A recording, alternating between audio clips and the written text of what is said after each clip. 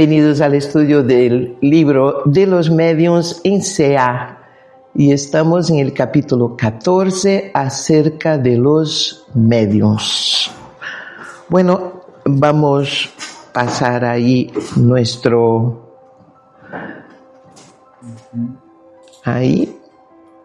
A ver. Empezamos por ahí, ¿no? Un trocito ahí de este libro, que es un libro maravilloso. Otro libro, hablamos de un libro la semana pasada y este que tenemos hoy, se llama Allan Kardec, el educador y el codificador. Son dos volúmenes, volumen 1 y volumen 2. Y este trocito de Zeus Van Tuyl y Francisco Thiessen.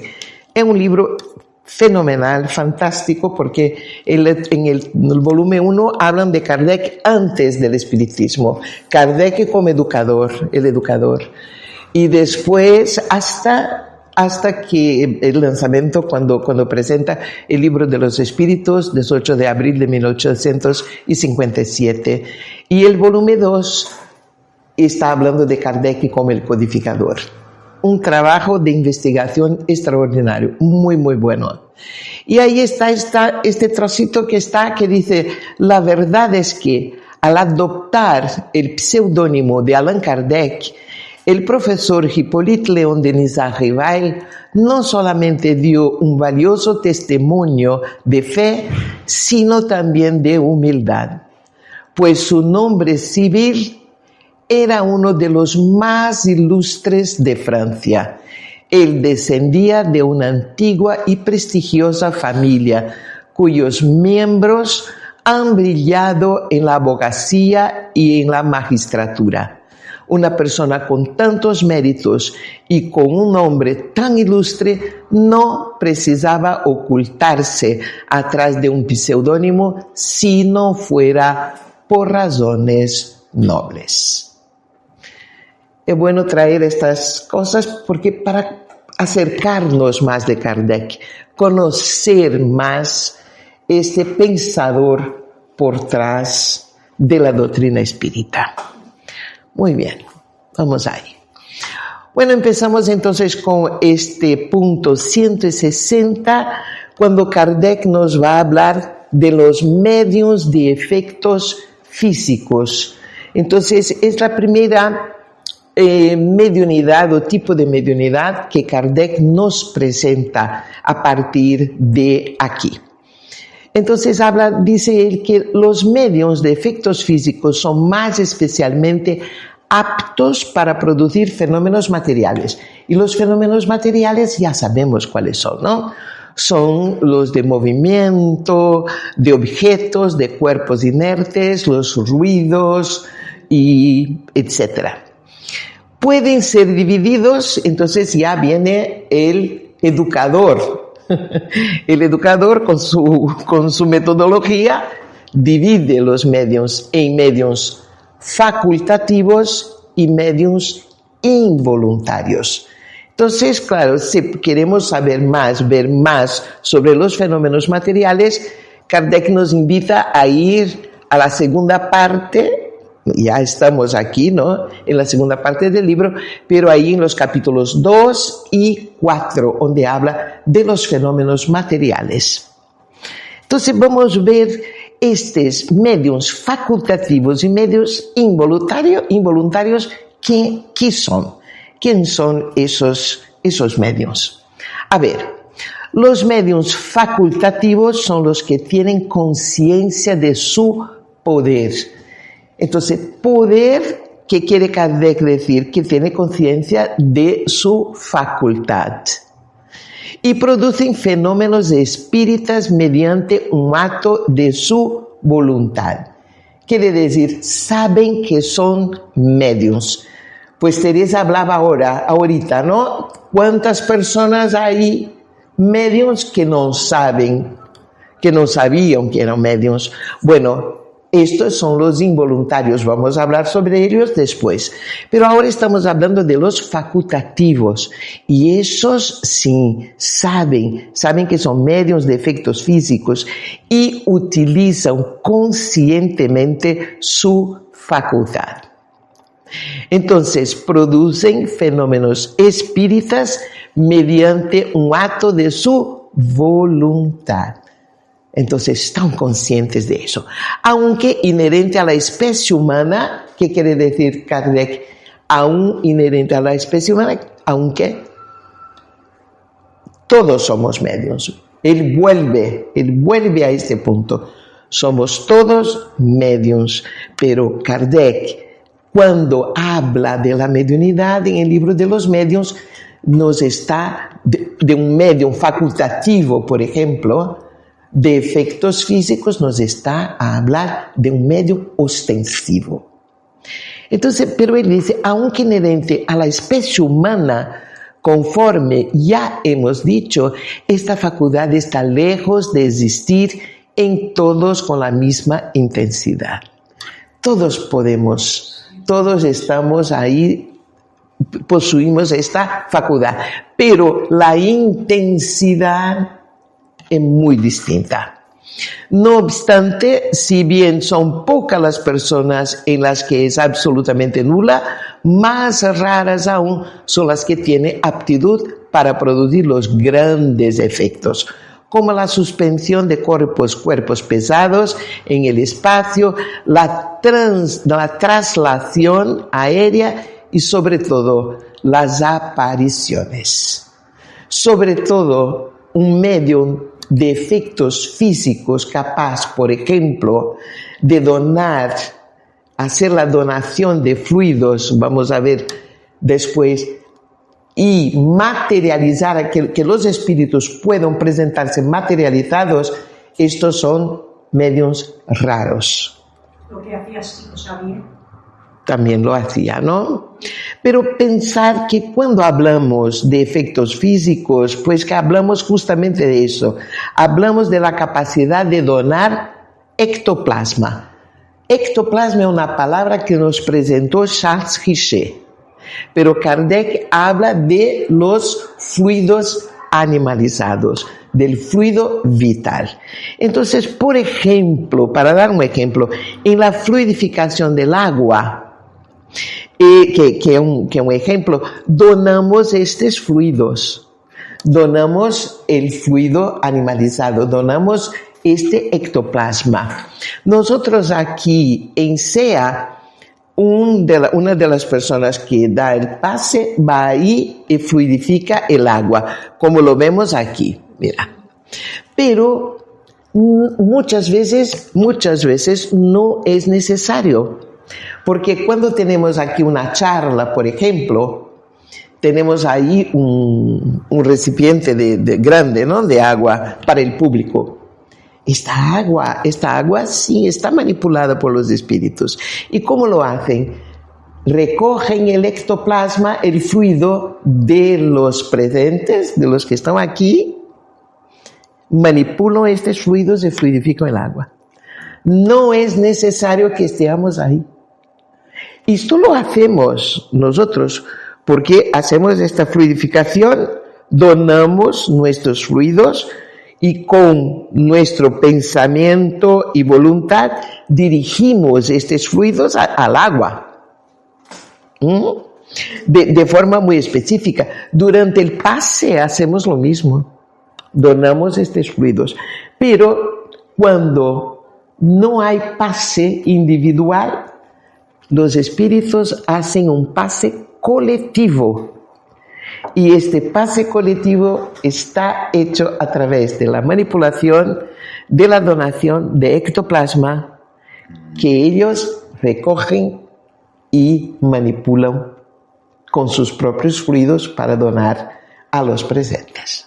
Bien, entonces vemos que el mundo espiritual tiene recursos muy grandes, ¿no?, para ayudarnos, para estar siempre a nuestro lado. Por lo tanto, si todos tenemos la capacidad de donar, entonces los espíritus pueden hacer todo este trabajo.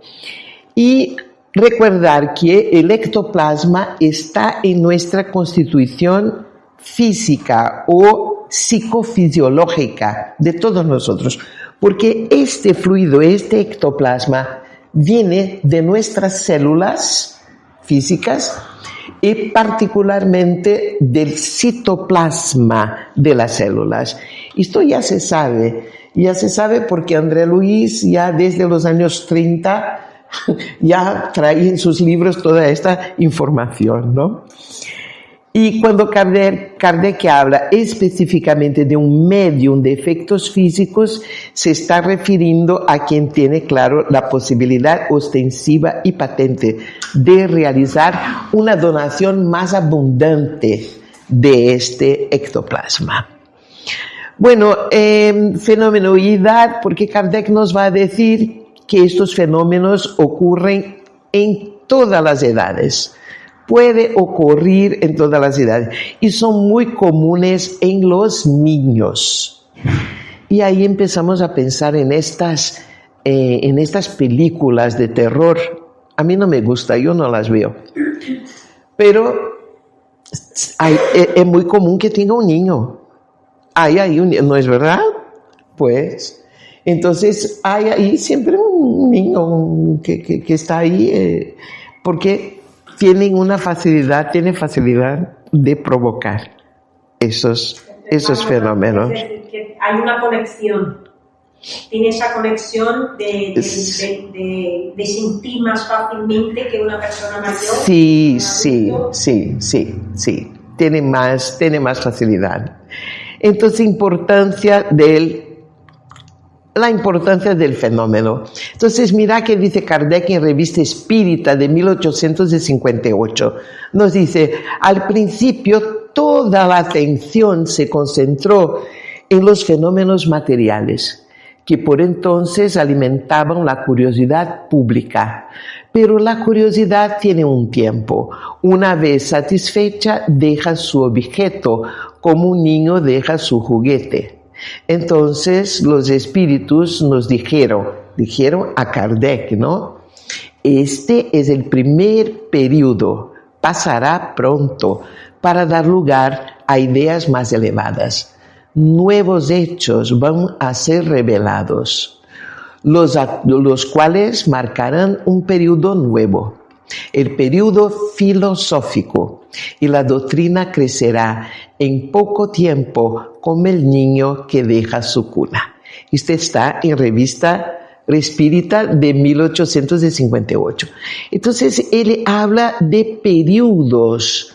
Y entonces hay este primer periodo de curiosidad, que es la curiosidad pública, y después ya apunta que este periodo pasa y viene otro periodo, el periodo filosófico. Entonces pensé en traer un poquito de estos periodos para conocer, porque estos son revelaciones de los espíritus directamente a Kardec. Ya los espíritus revelando a él la historia, lo que venía por delante. Entonces mira, el periodo de la curiosidad, que corresponde a los comienzos, ¿no?, del fenómeno de las mesas giratorias, las manifestaciones de las mesas que iban a todo lado y que se levantaba y bueno. Las personas se interesaban más por el aspecto espectacular del fenómeno. Lo que querían ver era el fenómeno y bueno, y mucha gente hasta hoy, ¿no? Después el periodo filosófico, que comienza con la publicación del Libro de los Espíritus en 1857. Entonces, la curiosidad da paso a la reflexión. Después dijeron los espíritus, mira, viene el periodo de luchas. Entonces, los espíritus anunciaron que la doctrina encontraría fuertes oposiciones. Y esto sí pasó en siglo XIX y siglo XX.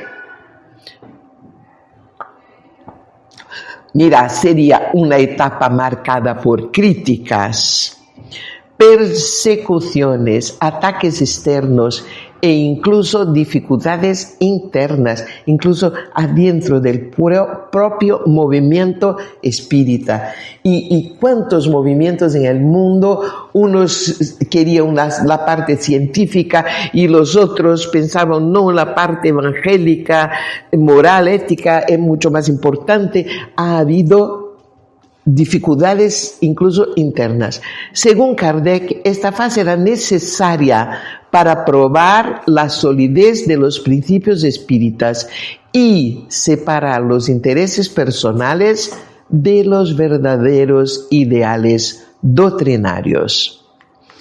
Bueno, después el periodo religioso o moral. Entonces aquí dice que no en el sentido de crear una nueva religión organizada, no es eso, sino en el de vivir las consecuencias morales de la enseñanza espírita, la transformación moral del individuo, el autoconocimiento, la autorreforma que hablamos mucho, la práctica de la caridad, la fraternidad y la vivencia del Evangelio. Y el último periodo de la renovación social, que sería la consecuencia natural de la difusión de los principios espíritas. Claro, y segundo, los espíritus, entonces, a medida que las ideas de la inmortalidad, la reencarnación, la ley de causa y efecto, fueron siendo comprendidas, aceptadas, divulgadas y diseminadas, influirán en las instituciones humanas. Todavía no estamos en este periodo, promoviendo transformaciones sociales, educativas y morales más profundas. Estas son las 5 etapas, 5 fases, 5 periodos que los espíritus prevían para la doctrina espírita. Muy bien, vamos entonces al punto 161, porque vamos entonces a hablar ahora de los medios involuntarios o naturales, que son aquellos cuya influencia se ejerce sin que ellos lo sepan. Pues es como lo que Teresa decía, no tienen conciencia de su poder, no tienen.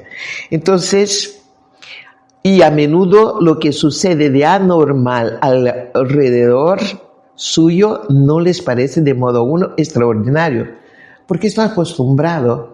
Donde van, pasan cosas. Va a visitar a un amigo y de repente pasa cosas dentro de la casa del amigo.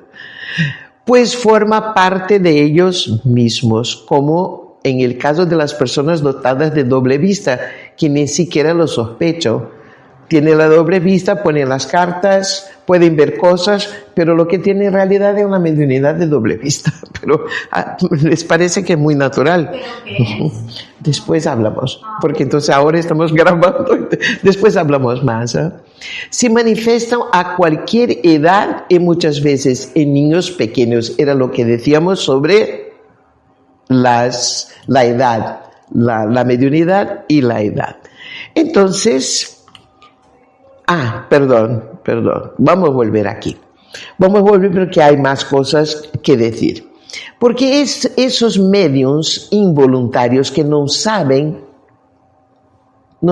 qué pasa, pienso que, bueno, es natural, pero no tienen influencia sobre el fenómeno, no tienen conciencia. Lo que pasa aquí es que esos mediums pueden sufrir también el asedio de entidades perturbadoras, ¿no? Que se utilizan del medium para perturbarlo. Y como el medium no tiene conciencia del fenómeno, no puede controlarlo. No tiene conciencia, no sabe, entonces no lo controla. Y sufren muchísimo, sufren mucho, porque Kardec en la revista Espírita tiene un montón de casos de cosas que pasaban y la gente no sabía qué hacer, desesperada. Una historia de las señoras que lavaban sus ropas y tal, y ponían ahí todo muy bien. Al día siguiente, cuando despertaban, estaban todas rasgadas, destrozadas sus ropas. Entonces, espíritus, y claro, estos espíritus, la actuación de estos espíritus se ve muy claramente que son espíritus inferiores, porque los espíritus superiores no perturban, ¿no? Entonces, espíritus inferiores quiere decir imperfectos, como todos nosotros. Pero no tienen conciencia, no pueden controlarlo. Entonces, ¿y cómo podrían controlarlo? Es la pregunta. Y una persona, si encontramos a alguien con esta cuestión, con este problema, ¿cómo pueden controlar este fenómeno? A ver, voy a dejar un segundo para que ustedes piensen. No tiene conciencia del fenómeno, no puede controlar. ¿Y cómo podrían hacerlo?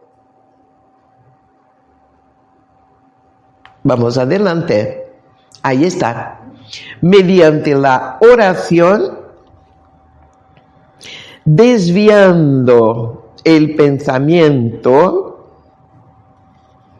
y utilizando la voluntad para controlar el fenómeno. Entonces la oración, porque ya sabemos, ¿no?, de los efectos de la oración sobre nosotros mismos y sobre los espíritus que están ahí, que nos acompañan. Desviando el pensamiento, claro, se puede desviar el pensamiento, ¿no? Si estás en un pensamiento fijo, se puede tratar de desviarlo, de controlar el pensamiento, porque ya sabemos que la mediunidad todo sale ¿de dónde? De la mente, del pensamiento. Y utilizar la voluntad, ¿no? Entonces el medium él pasa a estudiar. A ver, un medium llega, mira, me pasa así, así, así. Entonces pasa a estudiar, conocer el fenómeno, saber lo que pasa con él de verdad, ¿no? ¿De dónde viene esto? Pasa a frecuentar reuniones, recibir pases, por ejemplo. Y entonces, ¿qué pasa ahí? Pasa de un medium involuntario, inconsciente, para un medium consciente. Pasa de un medium involuntario para un medium facultativo. Y ahí el fenómeno se deshace. El fenómeno no. El problema se resuelve. Está resuelto el problema, porque entonces conoce, sabe, controla, y ahí va a utilizar su potencial mediúnico de una forma útil, muy directo, para trabajos de utilidad, ¿no? De utilidad. Entonces, guarda lo que quieres, ¿ah? Porque después vamos a tener preguntas y vamos a hacer reflexiones también. Entonces, en ese proceso, es un proceso de educación de la mediunidad, es decir, la mediunidad se equilibra, y no estamos hablando solamente de la mediunidad de efectos físicos. Esto se aplica a todos los tipos de mediunidad. Voy a dar a ustedes 2 ejemplos. En Oslo teníamos una compañera que psicografiaba, pero cuando llegó ahí al grupo espírita era compulsoria, entonces quería escribir en todos lados. Estaba en autobús, no tenía polígrafo, escribía ahí. Entonces había un descontrol total. Con el tiempo, en el grupo espírita cesó, empezó a psicografiar sin problemas y estaba el problema resuelto. También conocí a una otra persona que era un medium de psicofonía, incorporaba, era semiconsciente. Y entonces, ¿qué pasaba? A veces venía del trabajo en el autobús y empezaba a sentir la aproximación del espíritu. Porque empezaba a sentir en el cuerpo físico, ¿no? En sudor, las piernas de ella que empezaba a quedarse frías. Entonces sabía, porque ella conocía los síntomas, ¿no? Los señales de que el espíritu estaba ahí. Y ya entonces en pensamiento, porque tenía mucho miedo de que pasara dentro del autobús, porque ahí no tenía control. Entonces decía mentalmente, esperar hasta que llegue en casa. Por favor, espera hasta que llegue en casa. Lo que ella no sabía es que al decir esto, estaba utilizando de su pensamiento y de su voluntad para controlar el fenómeno. Pero cuando llegaba en casa y ponía el pie en casa, el espíritu la tomaba. Porque era hasta llegar en casa. Después de ahí empezó a frecuentar un centro espírita, estudiar pases, todo. En un año y medio ya tenía su mediunidad controlada totalmente, trabajando en la mediunidad en favor, en beneficio de otras personas, ¿no? Entonces, no es solamente. Ahora, antes de pasar, hay un otro punto aquí, El error que muchas veces pasa en los centros espíritas, en los grupos espíritas, es que lleva a tomar una persona sin elevar directamente a una reunión mediúnica. ¡Ay, eres medium! Vamos a la reunión mediúnica. ¡Ay, esto aquí! No, a la reunión mediúnica. Es un error, es un equívoco, porque en realidad lo que se necesita ofrecer a esta persona, es la armonización, el equilibrio de su mediunidad. Y no lo va a hacer en una reunión mediúnica. Necesita armonizarse, equilibrarse y después ir a la reunión. Después puede ir a la reunión. Porque lo que pasa muchas veces es que tenemos casos de obsesión, casos de persecución espiritual, donde la persona obsedada con la problemática de perturbación espiritual presenta esos fenómenos. Y cuando se armoniza y esta persona no tiene una mediunidad ostensiva, no tiene un compromiso con la mediunidad, desaparece el problema. Porque se resuelve el problema de la obsesión, la persona se equilibra, se armoniza y el problema desaparece. Pero si es un medium, la mediunidad permanece. Se saca la desarmonía se encuentra solución, se armoniza, pero la mediunidad está ahí. Y ahí sí, ahí se sabe que esta persona, como habíamos hablado semana pasada, esta tiene compromisos con la mediunidad. Antes de encarnar, se preparó para el trabajo mediúnico. Entonces, tomar una persona que llega así, elevar directamente a una reunión mediúnica, es un error, es un equívoco. Es un equívoco. No se hace. A ver, yo pienso que nos quedamos por aquí, ¿no? Y ahí, la próxima semana, vamos un poco más adelante. ¿Está bien? ¿Están de acuerdo? ¿Sí? Entonces, la próxima semana vamos a hablar un poco sobre la facultad mediúnica y salud. Pero podemos leer esto. De todos modos, conviene notar que la facultad de producir efectos materiales raramente existe en los que dispones de medios de comunicación más perfectos, como la escritura y la palabra.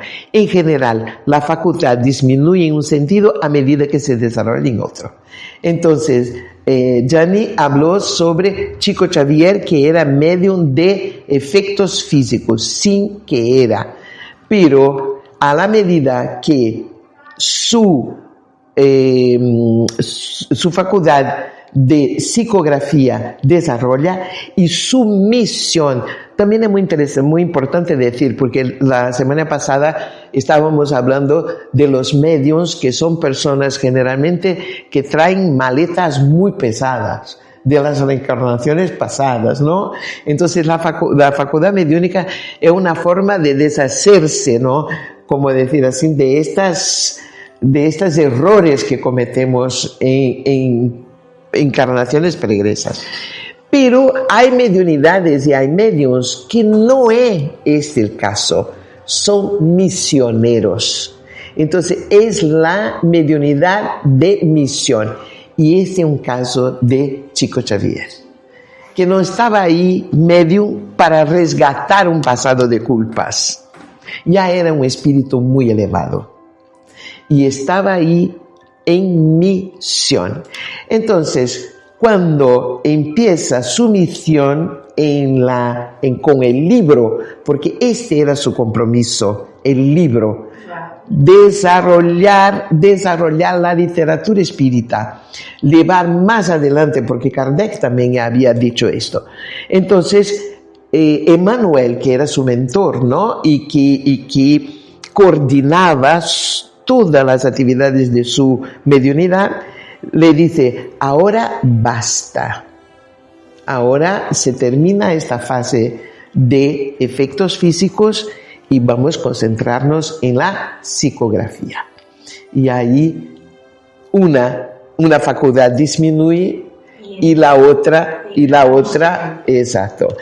Y porque generalmente, ya decimos esto, pero vamos a repetir, un medio no tiene un tipo de mediunidad solamente, tiene a unos más desarrollados, otros menos. Entonces, cuando se foca en un tipo de mediunidad, generalmente se desarrolla con más intensidad y otros se quedan más.